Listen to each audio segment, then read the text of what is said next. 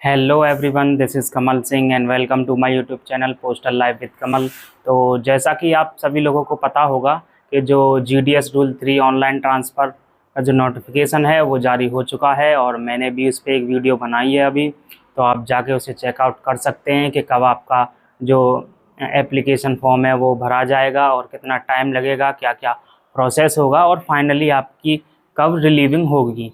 तो उसे आप देख सकते हो। तो आज की इस वीडियो में हम जानकारी लेंगे कि आपके बहुत सारे डाउट होते हैं कि कितनी सर्विस चाहिए होती है ट्रांसफ़र के लिए, या मैं लड़का हूं तो मुझे कितने चांस मिलेंगे, मैं लड़की हूं मुझे कितने चांस मिलेंगे, और अगर मान लीजिए मेरा ट्रांसफ़र हो चुका है तो उसके फिर कितने दिन बाद या कितना सर्विस के बाद मैं दोबारा से ट्रांसफ़र के लिए एलिजिबल हो जाऊँगा, या फिर मैंने ट्रांसफ़र करा लिया है अब मुझे दोबारा उसी पोस्ट पे जाना है जहाँ पे मैं पहले था। तो जितने भी डाउट हैं आपके सारे हम इस वीडियो में क्लियर करेंगे। विभाग का जो नोटिफिकेशन आया है उसमें ही उसने एक 20 क्वेश्चन के रूप में आपको बताया है, आपके सारे डाउट क्लियर किए हैं। तो आइए हम डिस्कस करेंगे उन्हीं 20 क्वेश्चन को।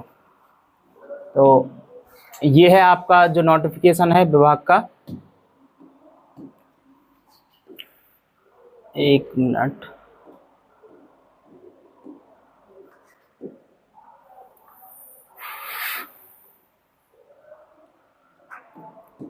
ये आपकी डेट थी। आपका जो ऑनलाइन रजिस्ट्रेशन होगा वो 8 तारीख से होगा और फाइनल आते आते आपको 21 जुलाई तक आपकी रिलीविंग हो जाएगी। तो ये हम डिस्कस कर चुके हैं पहले ही, उसके बाद हम डिस्कस करेंगे। एक मिनट, इसमें हम एक और आपको बता देते हैं कि अब सभी का डाउट होता है कि जो वैकेंट जो सीट होती हैं वो कब तक विभाग लेगा जिस पे ट्रांसफ़र होगा। तो इसमें उन्होंने साफ साफ बताया है आपको कि वैकेंसी अराइजिंग एज 31/5/2026, मतलब 31 मई तक जितनी भी आपकी वैकेंसी हैं वो जो खाली होंगी सिर्फ उनको ही वो ट्रांसफ़र के लिए काउंट करेंगे।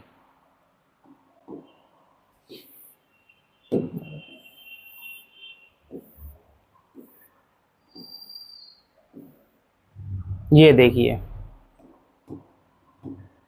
ये हैं जो आपके 20 क्वेश्चन जो आपका नोटिफिकेशन है उसके साथ ही विभाग ने जोड़े हैं। जितने भी आपके डाउट हैं वो सारे के सारे क्लियर होंगे। तो एक एक करके हम डिस्कस करते हैं क्या क्या हैं ये। इसमें आप देख सकते हो कि अगर आपको ट्रांसफ़र लेना है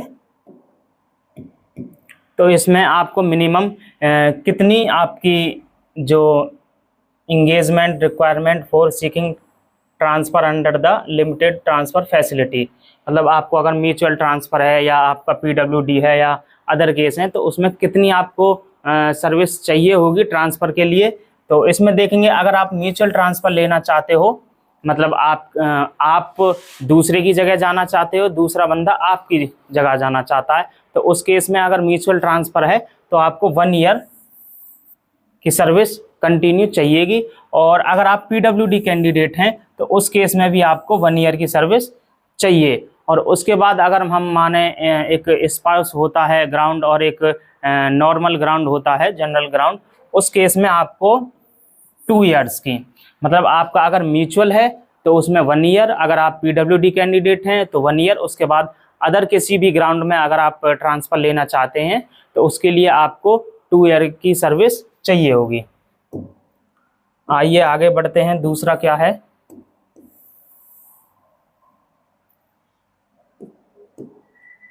अच्छा, दूसरे में आपका दिया हुआ है कि अगर किसी GDS कोई अप्लाई करता है ट्रांसफ़र के लिए और उस पर अगर कोई पुट ऑफ है वो अपनी सर्विस से, या पुलिस केस है या कोर्ट केस है, तो उस केस में हम ट्रांसफ़र ले सकते हैं कि नहीं।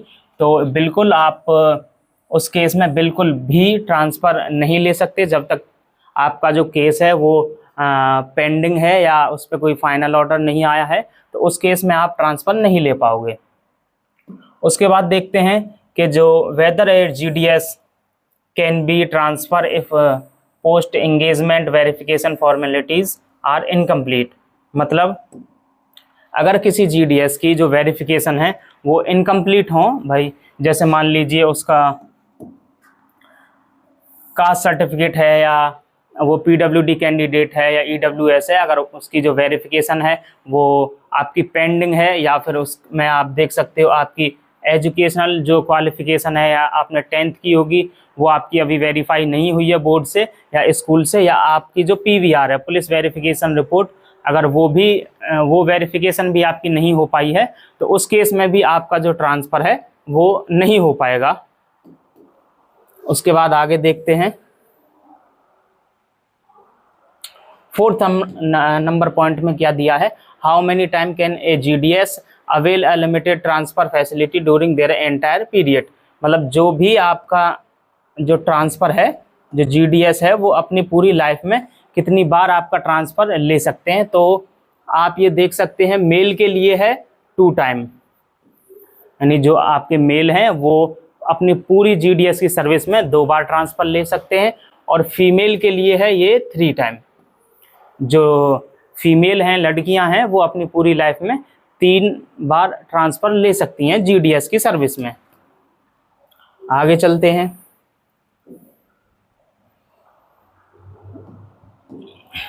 Is there a waiting period required between 2 successive transfer. तो इसमें अगर मान लीजिए आप पहले ट्रांसफ़र ले चुके हैं और उसके बाद आप दूसरा ट्रांसफ़र लेना चाहते हैं, तो कितना पीरियड आपका होना चाहिए दूसरे ट्रांसफ़र के लिए। तो इसमें आपकी 1 ईयर, मान लीजिए आपने ट्रांसफ़र लिया, उसके 1 साल बाद अब दूसरा जो ट्रांसफ़र है वो ले सकते हो। आगे चलते हैं, आगे क्या बताया है 6 नंबर पॉइंट में, whether a GDS against whom a minor or a major penalty is in currently can be considered for transfer। अगर आपके ऊपर कोई भी मेजर या माइनर पेनल्टी है तो उस केस में आपका जो ट्रांसफ़र है नहीं हो पाएगा, क्योंकि कोई भी पेनल्टी चल रही हो, कोई भी आपके ऊपर डिसीजन पेंडिंग हो, तो उस केस में भी आपका जो ट्रांसफ़र है वो नहीं हो पाएगा। उसके बाद देखते हैं कि a GDS submitted a cancellation request against approve transfer during the 5-day window but ना request to avail the transfer can he cancel for or her cancellation request.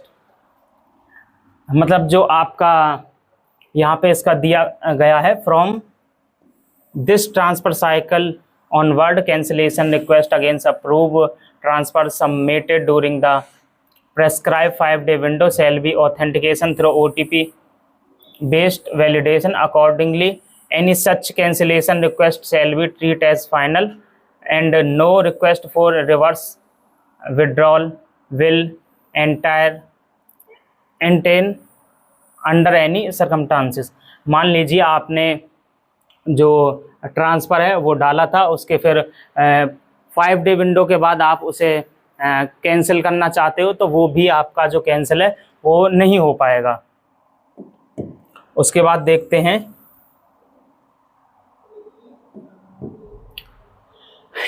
If a GDS is relieve on a Saturday or on a day follow by a gazetted holiday and does not join on the next day, how will be the intervening period be treat.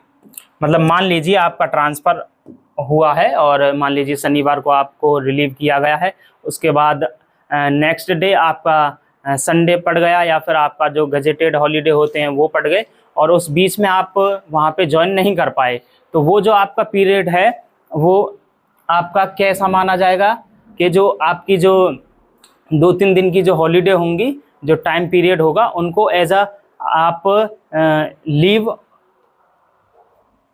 Shell be treat as a leave.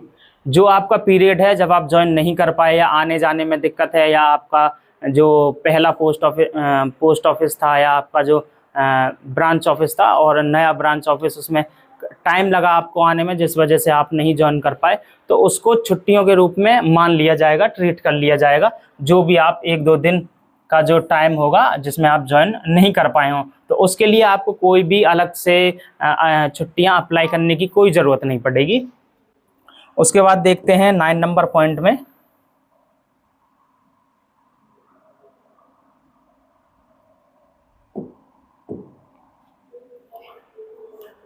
यहाँ पे बताया गया है कि मान लीजिए if GDS could not submitted cancellation request against the approved transfer during the prescribed 5-day window due to any reason including technical reason can such as request be submitted subsequently। तो इसमें आपको बताया गया है कि ये GDS में submitted cancellation request through the system only during prescribe 5-day window. मान लीजिए आपने ट्रांसफ़र के लिए अप्लाई किया था और उसके बाद आपको वो कैंसिल करना है, तो आपको जो वो 5 दिन का जो टाइम दिया गया है उसमें ही आप कैंसिल कर सकते हो। उसके बाद अगर आपको कोई भी एक्स्ट्रा टाइम उसको कैंसिल करने के लिए नहीं दिया जाएगा, चाहे फिर वो कोई किसी टेक्निकल रीज़न हो या कुछ भी हो, तो कुछ भी आपका माना नहीं जाएगा। जो 5 डेज़ का जो आपका कैंसिलेशन का टाइम है उसमें ही आप उसे कैंसिल कर सकते हो। आगे देखते हैं 10 नंबर पॉइंट।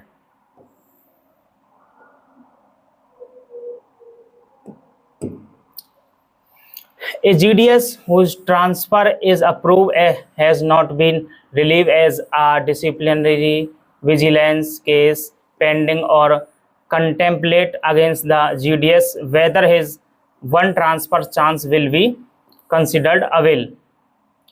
मान लीजिए आपके पास कोई डिसिप्लिनरी एक्शन चल रहा है और आपका ट्रांसफ़र हो चुका है, बाद में पता चला है, तो उस केस में आपका जो ट्रांसफ़र है वो नहीं माना जाएगा और उस केस में आपका जो एक चांस मिलेगा, यानी ये जो one transfer chance will be considered avail, यानी आप देख सकते हो जो आपका वो चांस है वो भी no. In such cases the transfer chance will not be treat as avail by GDS। आपने फॉर्म भरा और आपका बाद में पता चला कि कोई डिसिप्लिनरी एक्शन आपके ऊपर चल रहा है, तो उस केस में आपका जो एक चांस है वो ख़राब नहीं होगा और आपका ट्रांसफ़र भी नहीं होगा। और आगे देखते हैं। In case of mutual transfer applicant whether the transfer of a GDS will be cancelled in case the counterpart GDS is not available due to death, promotion, removal, resignation। तो अगर मान लीजिए आपने म्यूचुअल ट्रांसफ़र किया है, तो अगर जो दूसरा बंदा है या जो भी है वो ट्रांसफ़र हो जाता है, उसके बाद वो रिज़ाइन दे देता है या प्रमोशन हो जाता है या फिर उसकी डेथ हो जाती है, तो उस केस में भी आपका जो एक चांस है वो आपका अवेल नहीं माना जाएगा, काउंट नहीं किया जाएगा और जो आपका ट्रांसफ़र है वो भी आपका नहीं हो पाएगा और ना ही आपका जो चांस है एक वो माना जाएगा। उसके बाद देखते हैं 12 नंबर पे। How can an SDH download upload relieving joining report to the outward inward transfer for GDS under their division office. यानी जो आपकी जो रिलीविंग की चार्ज रिपोर्ट होगी और आपका जो रिसीविंग की चार्ज रिपोर्ट वगैरह होगी, रिलीव करेंगे और ज्वाइन करेंगे जो आपको, वो सारी की सारी ही जो आपके सब डिवीज़न हेड हैं उनको पोर्टल पे, ये रहा, नेसेसरी है कि आपका जो रूल 3 का पोर्टल है उस पर सारे के सारे आपके जो डॉक्यूमेंट हैं वो अपलोड किए जाएं। अच्छा, रूल अब देखते हैं 13 नंबर पॉइंट में क्या दिया गया है। Can a GDS be provide an extension for relieving beyond last date. मतलब अगर एक GDS है वो अगर रिलीविंग की लास्ट डेट के बाद भी अगर उसे कोई एक्सटेंशन मिल सकता है रिलीविंग के लिए, तो नहीं, ऐसा कोई रिक्वेस्ट एक्सेप्ट नहीं होगी, ना ही कोई ऐसा कोई रूल है कि आपकी जो रिलीविंग की डेट है अगर उस टाइम तक आप रिलीव हो जाते हैं तो ठीक है, आपको कोई एक्स्ट्रा टाइम नहीं दिया जाएगा रिलीविंग के लिए। उसके बाद देखते हैं यहाँ पे 14 नंबर पॉइंट के while applying for transfer if 2 or more offices under a division have the same name, how can a GDS identify correct office for exercising preference। मान लीजिए एक ही डिवीज़न में एक ही नाम से 2 ऑफिस हैं, तो उस केस में एक जीडीएस है वो कैसे पता लगाएगा कि भाई ये वाली जो ऑफिस है ये इस पे मुझे ट्रांसफ़र लेना है। तो उस केस में आपको बताया है कि जो आपके जो एसओ या एचओ हैं उनमें जो पिन कोड होगा, पिन कोड से आप जानकारी ले सकते हो, वहाँ पे देख सकते हो कि ये जो है ये मेरा ऑफिस है जिस पे मैं ट्रांसफ़र लेना चाहता हूँ, क्योंकि बहुत सारे डिवीज़न होते हैं उसमें सेम नाम से सेम ऑफिस मिल जाते हैं। तो उस केस में आप पिन कोड का एक आइडिया लगा के चेक कर सकते हो कि ये वाला ऑफिस है, इस पे मुझे ट्रांसफ़र चाहिए। उसके बाद देखते हैं 15 नंबर पॉइंट में क्या है कि what are the available remark in the portal for relieving non-relieving the GDS after the release of the approved transfer list। तो ये आपका जो डिवीज़न है, ये हेड हैं उनके लिए है कि मान लीजिए अगर कोई GDS है उसको रिलीव करना है तो उसमें ये पॉइंट दिए गए हैं, ये आपको जो रिमार्क हैं ये लगाने पड़ेंगे। अगर कोई GDS को रिलीव कर रहे हो, अगर आपका कोई GDS रिलीव नहीं किया है तो उस केस में भी आपको रिमार्क लगाना पड़ेगा। ये रिमार्क दिए गए हैं 14 रिमार्क दिए गए हैं, तो ये रिमार्क आपको लगाने पड़ेंगे कि क्यों उनको रिलीव नहीं किया गया या क्यों उनको रिलीव कर दिया गया। ये आपका वही है, डिवीज़न हेड का है। उसके बाद देखते हैं if a Dak Sevak AVPM is transfer to a BPM post whether he/she is required to undergo BPM training and arrange accommodation for the branch office, if yes within what period। मान लीजिए आप कोई डाक सेवक हैं या आप AVPM हैं और आपका ट्रांसफ़र है वो BPM के पोस्ट पे हो जाता है, तो उस केस में क्या है कि आपकी जो ब्रांच ऑफिस है उसका जो अकोमोडेशन है, मान लीजिए उसका जो ब्रांच ऑफिस में काम करने के लिए वो व्यवस्था है वो डिवीज़नल हेड द्वारा आपके लिए की जाएगी। और अगर आपको ट्रेनिंग की ज़रूरत है ब्रांच पोस्ट मास्टर के लिए, क्या क्या काम होता है, क्या ये सीखने के लिए ट्रेनिंग की ज़रूरत है, तो वो ट्रेनिंग भी आपको दी जाएगी विदिन 15 डेज़, यानी 15 डेज़ के अंदर, रिलीविंग के बाद 15 डेज़ के अंदर पोस्ट ऑफिस की व्यवस्था भी डिवीज़नल हेड द्वारा की जाएगी अगर वहाँ पे नहीं है तो। और अगर आपको ट्रेनिंग की ज़रूरत है तो वो ट्रेनिंग भी आपको डिवीज़न हेड द्वारा विदिन 15 डेज़ में दी जाएगी। उसके बाद देखते हैं whether the GDS whose transfer is approved and relief from the old post but request repatriation to the old post before joining the new post is submitted can be considered। मान लीजिए आपका transfer हो चुका है और आपने approve कर दिया है, आपका ट्रांसफ़र हो चुका है और आपने अप्रूव कर दिया था। अब आपको नया जो आपका पोस्ट है वहाँ पे आपको ज्वाइनिंग करना है, लेकिन उसी बीच में आपको लगता है कि भाई मुझे तो कोई ज़रूरत नहीं थी ट्रांसफ़र की और मैंने बेवजह ट्रांसफ़र ले लिया, तो उस केस में क्या हम दोबारा से जो ओल्ड पोस्ट है उस पर ज्वाइन कर सकते हैं? तो ऐसा बिल्कुल नहीं होगा। एक बार आपने अप्रूव कर दिया, उसके बाद कुछ भी हो जाए आपको जो नया पोस्ट है उस पर ज्वाइन करना ही पड़ेगा। उसके बाद अब देखते हैं आगे।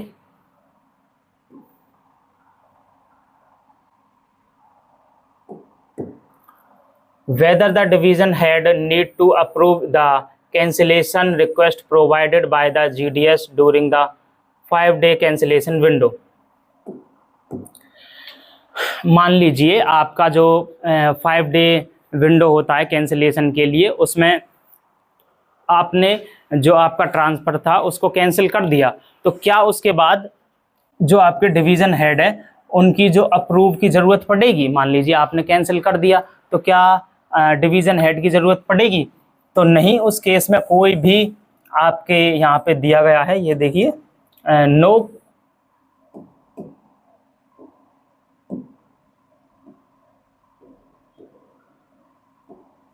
ये देखिए no all cancellation request submitted by GDS during the 5 day cancellation window are deem accept as cancellation and will count as one transfer.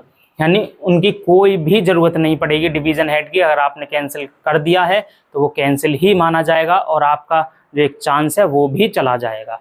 तो कोई ज़रूरत नहीं है डिवीज़न हेड की आपका अप्रूव करने के लिए। अगर आपने कैंसिल कर दिया तो कैंसिल कर दिया। चलते हैं 19 नंबर पॉइंट पे।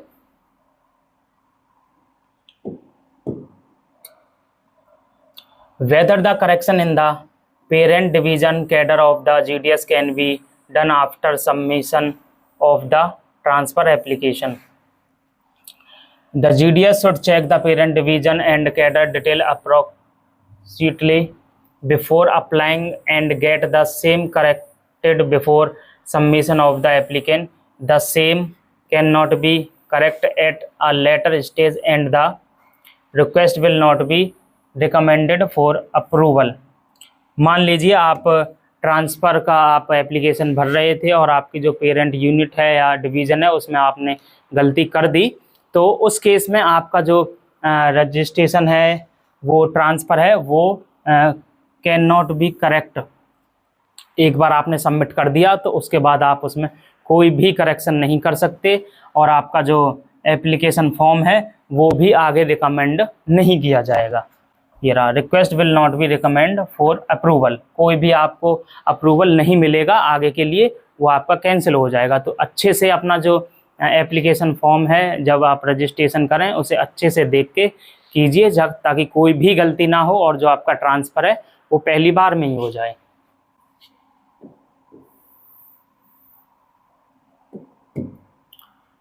लास्ट पॉइंट है 20 पॉइंट और इसमें हम देखेंगे whether the relieving document upload is mandatory for joining.